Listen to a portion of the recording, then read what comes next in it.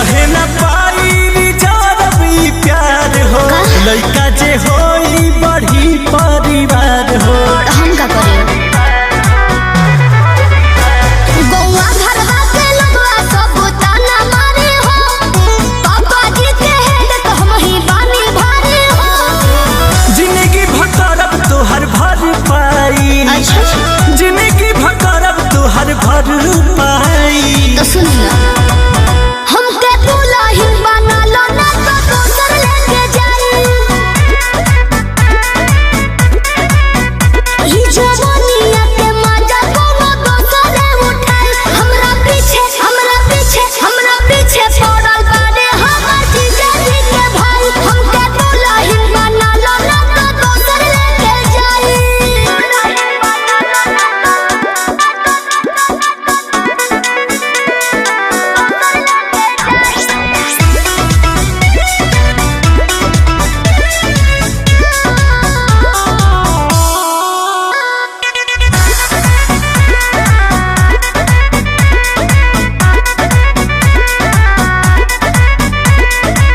बारू ना लइका बनाई का जमाना माई से कही के तू करी दाना माना। कैसे कर दी सुनो